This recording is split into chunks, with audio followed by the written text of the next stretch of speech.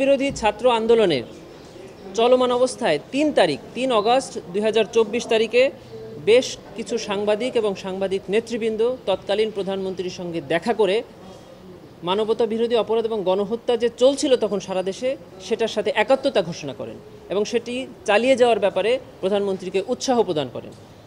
তাদের মধ্যে এই মামলার আসামি আছেন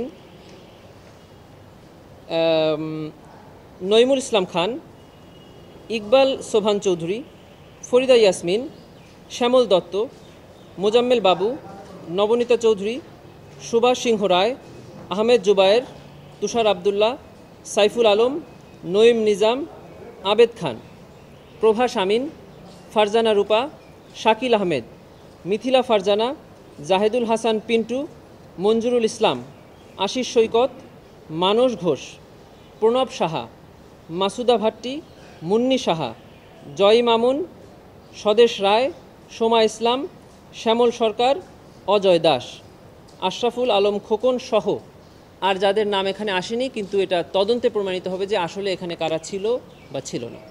এই প্রাথমিকভাবে বাদী এরকম তথ্য দিন। এর মধ্যে যারা ছিলেন না তারা তদন্তে এখান থেকে বের হয়ে আসবেন। এটা একটা তদন্তের আবেদন।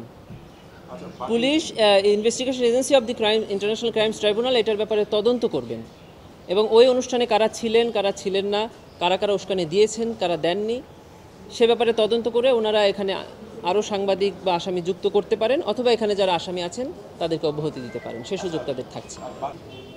সাবেক প্রধানমন্ত্রী শেখ হাসিনা, ওবায়দুল কাদের, আসাদুজ্জামান খান কামাল, মোহাম্মদ আনিসুল হক, মোহাম্মদ হাসান মাহমুদ, হাসানুল হক ইনু, মহিবুল হাসান চৌধুরী নওফেল, জুনায়েদ আহমেদ পলক, মোহাম্মদ আলী আরাফাত।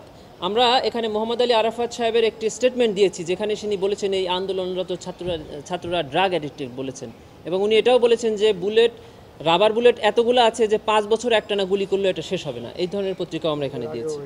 এখানে আছে জাহাঙ্গীর কবির নানক, আতিকুল ইসলাম, চৌধুরী আবদুল্লাহ আল মামুন পুলিশের সাবেক আইজিপি, হারুনুর রশিদ অতিরিক্ত IGP, Habibur Rahman DMP commissioner সাবেক, মোহাম্মদ হারুনুর রশিদ সাবেক ডিবি প্রধান, বিপ্লব কুমার সরকার, জিয়াউল হাসান এবং মোহাম্মদ মাহবুবুর রহমান আদাবর থানার তৎকালীন ওসি,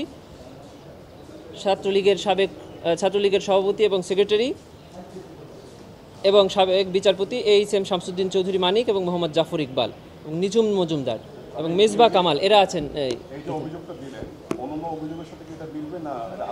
না, এটা অন্য অভিযোগ। আমি প্রথম দিন যে অভিযোগটা দিয়েছি এই একই পিরিয়ডে 15ই জুলাই 2024 থেকে 5 অগস্ট 2024 পর্যন্ত এই সকল ঘটনা বাংলাদেশের যেখানে যা ঘটেছে সকল ঘটনাই এখান থেকে উস্কানি হয়েছে এবং এখান থেকে ইনস্টিগেট হয়েছে। টোটাল আসামি 52 জন।